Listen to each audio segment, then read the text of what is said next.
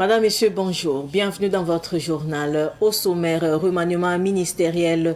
4 départs, 2 arrivées des départements ministériels qui changent de dénomination.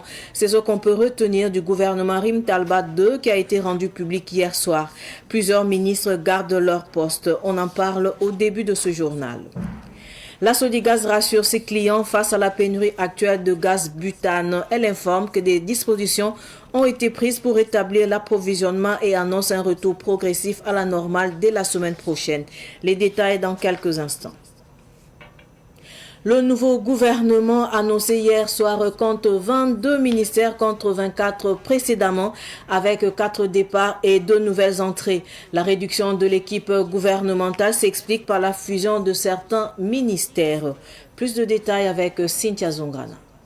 4 membres du gouvernement Rim Talba I quittent le navire avec le remaniement intervenu ce lundi 12 janvier. Il s'agit de Adama Luc Sorgho, désormais ex-ministre des Infrastructures et du Désenclavement, Boubacar Savadogo, qui était ministre de l'Enseignement secondaire et de la formation professionnelle et technique, Roland Somda, ministre des Sports, de la Jeunesse et de l'Emploi, et Roger Barrault, ministre de l'Environnement, de l'Eau et de l'Assainissement. Les 2 nouvelles figures du gouvernement Rim Talba II sont Moumouni Zungrana, nommé ministre de l'Enseignement secondaire et de la formation professionnelle, en remplacement de Boubacar Savadogo, et Annick Lidi Djouma Pikbougoum, désormais ministre des Sports, de la Jeunesse et de l'Emploi. Elle remplace Roland Somda. Le Premier ministre Rim Talba Jean-Emmanuel Ouedraogo a décidé de fusionner des départements ministériels. Les ministères en charge de l'agriculture et de l'environnement font désormais un seul département.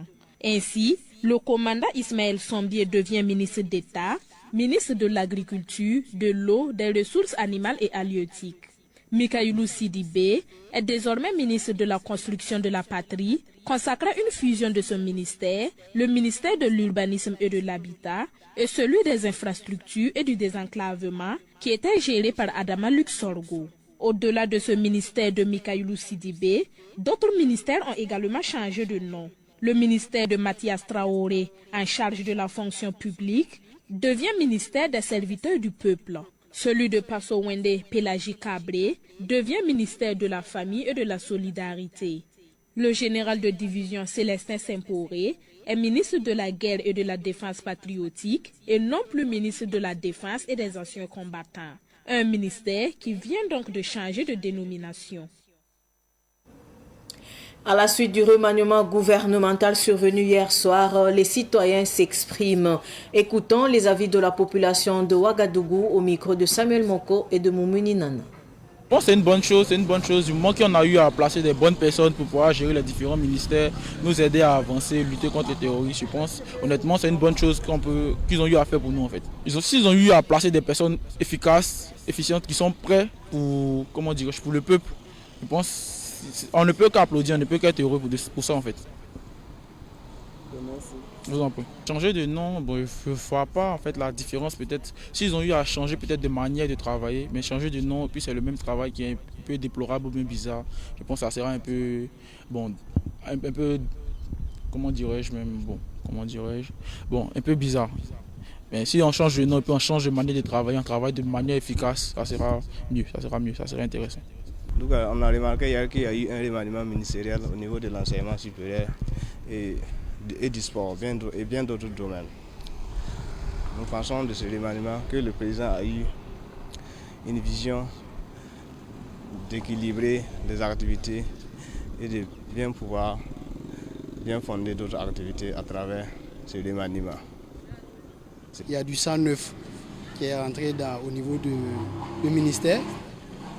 Donc ça veut dire que ces personnes-là aussi vont apporter leur expérience pour un plus dans la révolution. Donc je n'ai pas eu tous les échos, mais déjà il y a un ministre, le ministre de l'enseignement secondaire. Bon, cette personne, c'est quelqu'un qui est du domaine et je pense qu'il est la bienvenue. Voilà. Donc quant au changement des noms de certains ministères, c'est une bonne chose. C'est vraiment pour acter sur ce qu'il doit faire également Voilà, moi je pense que c'est une bonne chose. Voilà. Donc on ne peut que les souhaiter bon vent. Voilà. Et aussi beaucoup de courage parce que bon, ce n'est pas facile pour les nouveaux entrants. Donc ils n'ont qu'à prendre exemple sur les anciens ministres et aussi ceux qui ont récupéré d'autres ministères ajoutés, c'est de continuer le travail que ces ministres-là avaient déjà entamé. Tout autre sujet à présent, l'année 2025 a été marquée par plusieurs réformes dans le domaine de la justice. Une année marquée par la relecture du code pénal, mais aussi par la lutte contre la fraude et la corruption dans le secteur judiciaire. Germaine Farama et Sidiki Kabré. L'année judiciaire 2025 au Burkina Faso a été marquée par des réformes tant au niveau structurel, organisationnel qu'opérationnel. Les réformes majeures sont d'abord la relecture du Code des personnes et de la famille en septembre 2025 qui criminalise l'homosexualité. À cela s'ajoute le rétablissement de la peine de mort avec la relecture du Code pénal. Une peine de mort rétablie 7 ans après son abolition pour punir les actes de terrorisme et de haute trahison. Savoir les Burkinabés qui prennent les armes contre leur pays, les actes de terrorisme, les actes d'espionnage. L'une des plus grandes actions judiciaires en 2025, c'est aussi l'arrestation de magistrats pour corruption. D'un côté, 10 magistrats dont un procureur général et un avocat sont poursuivis pour corruption judiciaire. De l'autre côté, c'est l'affaire dite Sidati Yoda, magistrat de Banfora et un réseau de suspects délinquants, dont un magistrat et des greffiers, tous poursuivis pour fraude foncière. Le procès en appel d'Amidou Tieyan est le procès qui a retenu l'attention des Burkinabés en 2025. Dans les tribunaux, on parlait également de l'opération Casier Vide, une initiative des autorités judiciaires pour désengorger les tribunaux avec les audiences délocalisées et qui a permis d'évacuer des milliers de dossiers à travers le pays. Nous sommes passés ce matin dans 3 salles. À l'arrondissement 4, à la salle à Tiron et dans la salle ici au niveau du palais de justice de Ouaga 1. Comme vous le constatez avec nous-mêmes, tout se déroule normalement, tout se déroule comme prévu. Et nous repartons très satisfaits pour cette synergie d'action entre les acteurs judiciaires et les acteurs au niveau de l'exécutif. Les réformes structurelles 2025 dans le domaine de la justice portent sur la relecture de la loi portant organisation judiciaire, une nouvelle loi qui offre un certain nombre de pouvoirs aux juridictions en vue d'accélérer les procédures.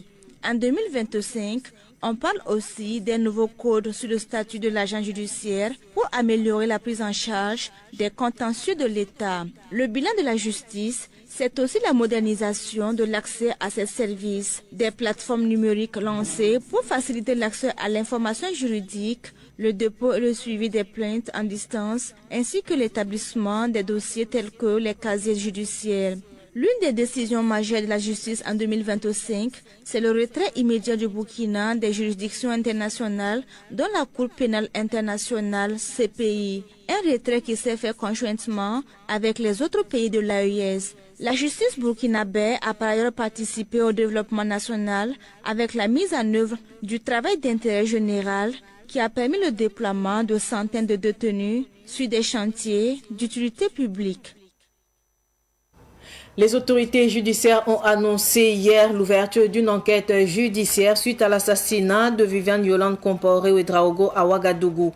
Le drame s'est produit le samedi 10 janvier 2026 dans une maison d'habitation située au secteur 51, quartier Karpala, où la victime a été retrouvée sans vie. Les forces de sécurité, appuyées par des experts, mènent des investigations pour identifier les auteurs, tandis qu'un appel à témoins est lancé par le procureur du Faso. Je le disais également en titre, depuis plusieurs semaines, la pénurie de gaz butane perturbe le quotidien des ménages. Entre files d'attente interminables et la hausse anarchique des prix, la population peine à s'en procurer. Et face à cette situation, Sodigaz reconnaît des difficultés de ravitaillement, mais rassure. À travers son directeur des affaires corporatives et de la communication, La Sodigaz annonce que des mesures ont été prises et le problème devrait être résolu dès la semaine prochaine. Les détails dans ce reportage signé Cynthia Zungrana et de Rukatou Bilgo. La pénurie du gaz butane Sodigaz observée ces derniers temps a profondément affecté le quotidien des populations. Dans plusieurs quartiers, se procurer une bouteille de gaz à Sodigaz est devenu un véritable parcours du combattant. Interrogé sur la situation, Noraugo Sawadgo, directeur des affaires corporatives et de la communication de Sodigaz, reconnaît l'existence d'un problème de ravitaillement. Le gaz manque aujourd'hui, c'est vrai. Il y a un pic de consommation qui est régulièrement cyclique, qui fait qu'il y a des périodes de l'année où effectivement il y a plus de consommation, il y a plus de besoins. Et effectivement, il arrive ce qu'on appelle des pénuries, des périodes où les gens ont plus de difficultés que d'habitude pour avoir le gaz.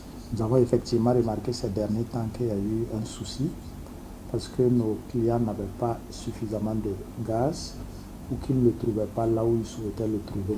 La conséquence est qu'on a vu de longues files de personnes qui attendaient pendant longtemps pour pouvoir avoir le gaz. Nous, ce n'est pas ce que nous souhaitons, ce n'est pas notre objectif. Nous avons toujours travaillé en tant que Sodigaz à avoir le gaz plus proche de nos consommateurs. Face à ce phénomène, le responsable se veut toutefois rassurant. Il indique que Sodigaz travaille en étroite collaboration avec la Sonabi afin de renforcer l'approvisionnement et améliorer l'offre du gaz butane. Il rassure que le problème est désormais en voie de résolution et affirme qu'à partir de la semaine prochaine, la disponibilité du gaz Sodigaz sera effective sur l'ensemble du marché. Nous sommes engagés avec la Sonabi dans un processus pour améliorer l'offre et la disponibilité du gaz. Et le processus engage à la fois les marketeurs pour qu'ils aient beaucoup plus de bouteilles et de camions, Sonabi pour qu'il y ait beaucoup plus de centres d'approvisionnement. Ce processus va permettre, à court terme, d'ici pratiquement la semaine prochaine, de faire en sorte que on ne voit plus les gens en train de se promener partout pour avoir du gaz. Ils auront le gaz dans leur point de vente habituel. C'est parce que souvent, ils n'arrivent pas à l'avoir dans leur point de vente habituel qu'ils sont obligés d'aller s'agglutiner dans des zones, dans des points de vente où effectivement les camions vont.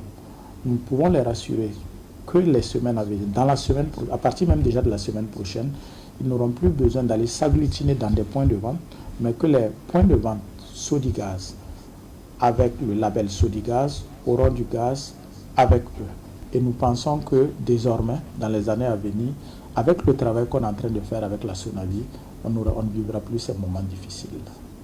Cette pénurie de gaz butane Sodigaz a entraîné une inflation des prix du gaz constatée dans certains points de vente. Noraugo Sawadgo précise que les prix officiels du gaz n'ont connu aucune augmentation et appelle la population à faire preuve de vigilance. Les prix de vente qui sont conseillés pour la 6 kg, c'est 2 000 francs. Pour la 12 kg, c'est 5 500. Il n'y a pas d'autre prix. Tout le reste, c'est de la spéculation. Nous appelons tous les citoyens burkinabés qui sont témoins ou victimes de faire en sorte que, soit à notre niveau pour nos points de vente, lorsqu'il s'agit du secteur informel, soit de saisir les autorités compétentes, notamment le BMCRF, pour qu'ils y mettent fin. Déjà, nous avons fermé des points de vente parce que des citoyens ont été lésés et nous continuons à les fermer dès l'instant où nous aurons des informations sur des pratiques qui ne sont pas tolérables. Noraugo Sawadgo, directeur des affaires corporatives et de la communication de Sodigaz, invite les consommateurs à dénoncer toute personne qui profiterait de la situation de pénurie pour augmenter illégalement les prix du gaz. Les soutiens à l'initiative présidentielle Faso Mebo se poursuivent. L'association jeunesse musulmane de la Tidjania, section Ouagadougou, offre 2,1 tonnes de ciment à Faso Mebo. La remise a eu lieu dimanche dernier à Ouagadougou. Abdoulaye Kinda nous en dit plus. Le développement du Burkina Faso incombe à tous les fils et filles de la nation. L'association jeunesse musulmane de la Tidjania participe à cette initiative en apportant 2,5 tonnes de ciment.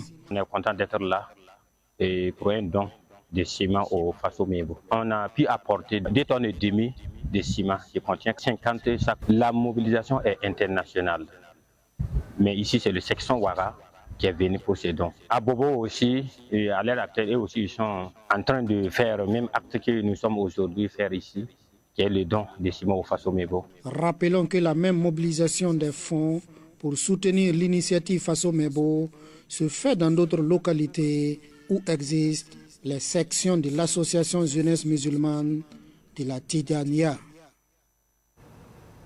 La fraternité et les liens familiaux se renforcent à Gampela et à Laye. Le 38e chef de Gampela, Naba Saga, à la tête d'une délégation de notables, a effectué une visite auprès des autorités coutumières de Laye. Objectif, raviver les liens familiaux et rappeler surtout à la jeune génération que les deux communautés sont de la même famille. La rencontre a eu lieu samedi dernier.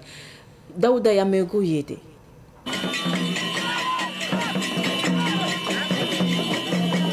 Sur la route nationale numéro 2, des chants et des danses au rythme des tam-tams et des tambours remplacent le rythme habituel des moteurs. La route s'est transformée en une véritable place de fête, une ambiance de joie et de retrouvailles pour accueillir le chef de Gampela, un quartier de la commune de Saba près de Ouagadougou, Naba Saga et sa délégation de notables dans la commune de Laye. Cette mobilisation populaire marque une visite de renforcement des liens familiaux entre les deux communautés qui sont de la même famille. On avait programmé ça depuis longtemps pour venir saluer le chef de Laye et saluer toute sa suite et ses notables.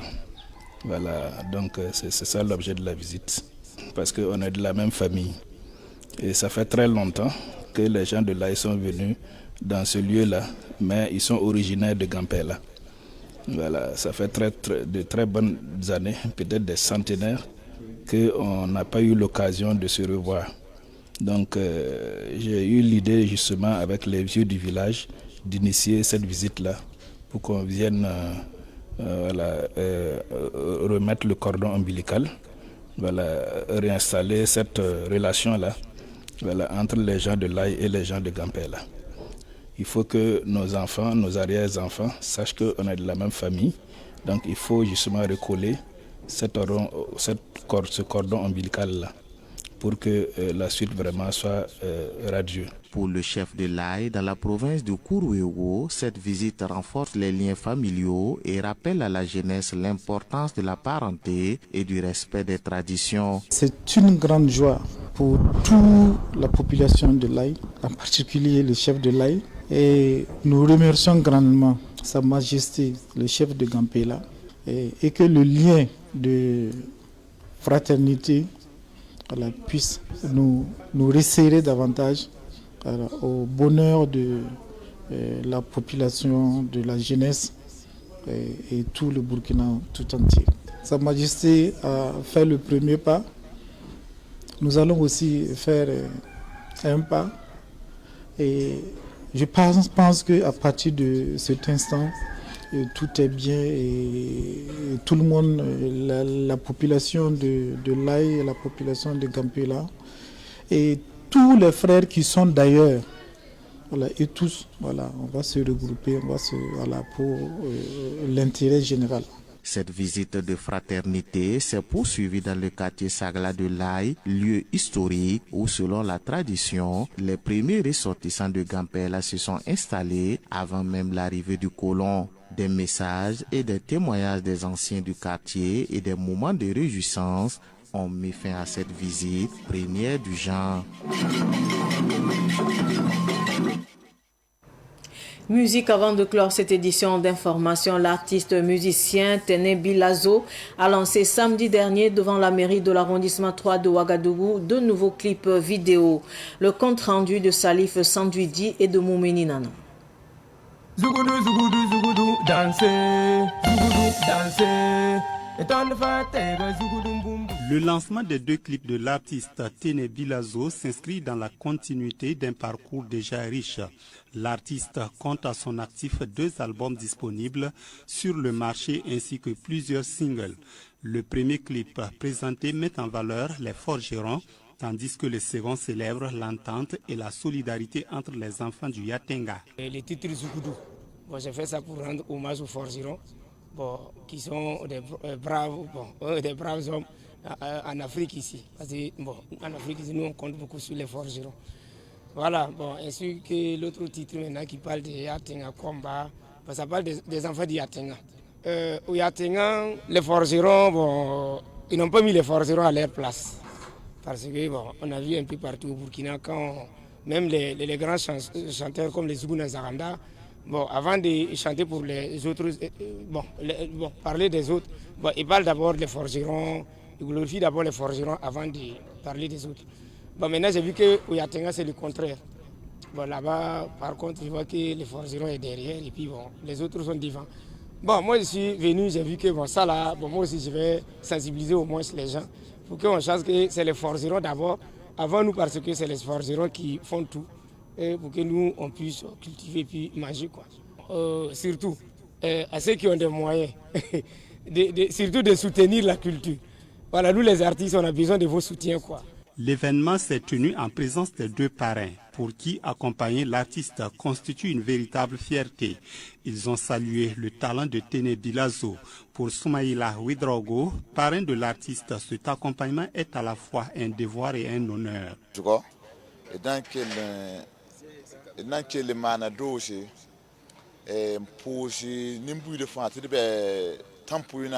Nous sommes très contents d'être ici.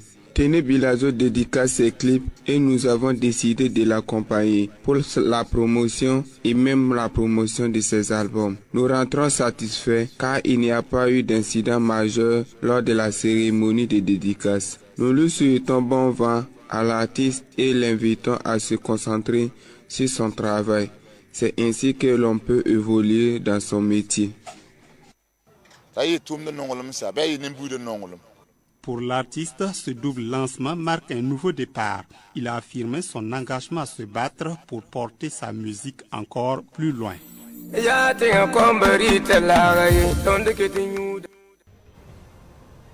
Ainsi s'achève cette édition d'information. Merci de rester fidèle au programme de Savane TV. Au revoir.